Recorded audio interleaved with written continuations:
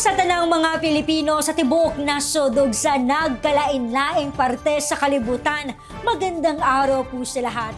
Ako po si Claudette Loreto at ito ang Valiente News. Araw-araw mula Lunes hanggang Biyernes sa ganitong oras ay ibabahagi namin sa inyo ang mga balita at iba't ibang impormasyon tungkol sa Office of the Vice President.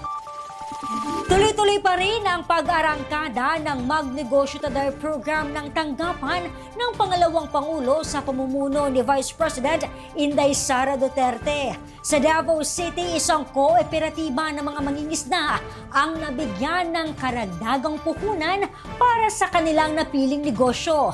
Ang pagbibenta ng abot-kayang frozen fish product, ang unti-unting paglago ng kanilang negosyo. Ating saksihan sa report ni Brian Latasa. Ang Davao Gulf ay isa sa pinakamalaking fishing area sa isla ng Mindanao na may lapad na 308,000 hectares. Binubuo ito ng 5 probinsya, ang Davao de Oro, Davao del Norte, Davao del Sur, Davao Oriental at Davao Occidental. Sagana sa iba't ibang klase ng isda ang Davao Gulf tulad na lang ng tuna, galunggong at marami pang iba. Ngunit sagana man sa biyaya ng karagatan, problema naman ng maraming mangingisda sa Davao ang pagbebentahan ng kanilang mga huling isda. Minsan ay mababa rin ang bilihan sa commercial market, kaya't lugi at halos wala na silang kinikita. Kaya naman, pinasok na ng Davao Gulf Fishermen Cooperative sa Davao City ang pagbebenta ng abot-kayang frozen fish products. Ginagamit ng kooperatiba bilang puhunan ang 150,000 pesos na livelihood grant na kanilang natanggap mula sa programang Magnegosyo Today ng Office of the Vice President sa pamumuno ni Inday Sara Duterte. Ang Davao Gulf Fishermen Cooperative ay may 21 miyembro. Malaki kasi before, wala man kaming makuha ng funding to buy the freezer. Yung chest freezer lang mismo, malaking bagay na yan That's 30,000. So, wala kami pambili ng freezer. Ngayon, binigyan kami ng freezer. Tapos yung fishermen, yung mga kuha nila, hindi na nila mabenta ng mura sa labas. Dito nasa sarili namin na freezer na outlet sa barangay. Nasolusyonan na ang problema ng maraming mangingisda sa Davao City. Nakatulong din sila sa pamumuhay ng iba pa nilang kasamahan. Benta na talaga doon. So here comes na nandun na yung freezer. Pwede namin ma-blast frozen yung mga isda na huli nila. So ang co-op na talaga ang magpili sa kanila at meron pa silang margin na paano nila. Sabi ng kooperatiba, malaki ang naitulong ng programang Magnegosyo Today sa kanila. So, malaking tulong talaga. So, tuloy-tuloy na yan. Kasi araw-araw talaga yung isla talaga. Need talaga ng mga tao. So, meron na silang ready market na yung presyo medyo stabilized na. Dati kasi pag maraming isla, yung presyo nila wala na. Bumaba. Talagang losing na sila. Ngayon hindi na. At least yung benta nila, on the average, hindi na sila maluki. Binisita namin ang barangay Angliongto sa Davao City na isa sa mga lugar kung saan ibinebenta ng kooperatiba ang kanilang produkto. Nadatnan naming paubos na ang kanilang binebentang isda. Kwento pa ng mga residente sa lugar, dito na sila bumibili ng isda dahil mas mura ang presyo dito kung ikukumpara sa merkado.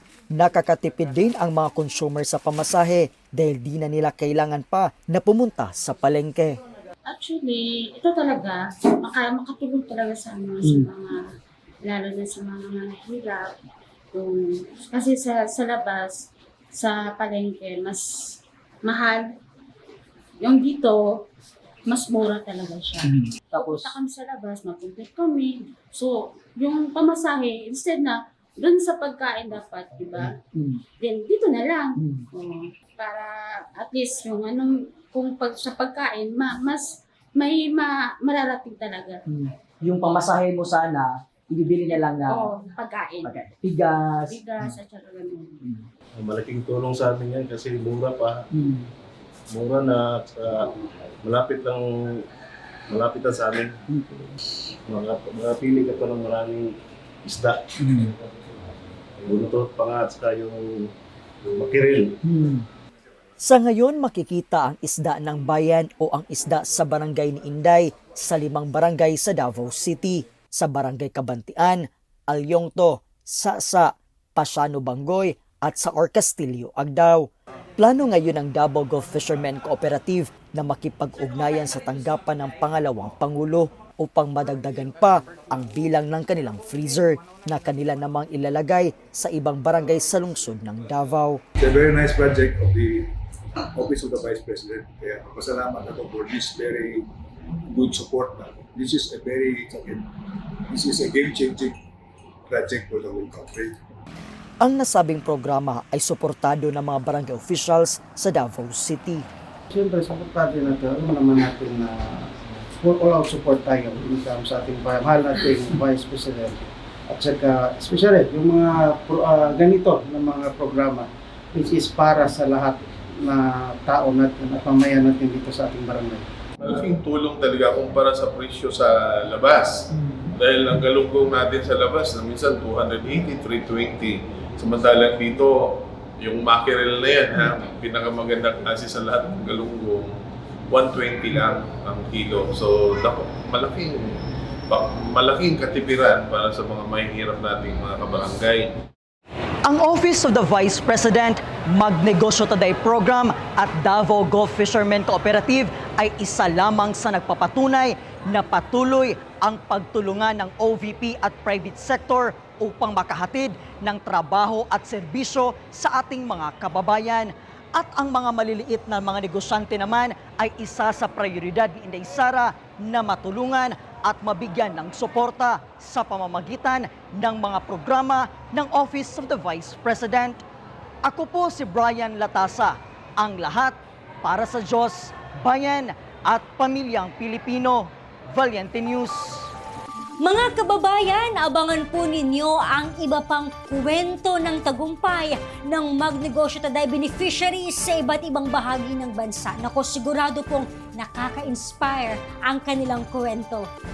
Para sa karagdagang detalye at impormasyon, maaaring bumisita sa aming website na valientenews.com o mag-subscribe sa aming official YouTube channel na Valiente News. O di kaya i-follow ang aming official Facebook page at X.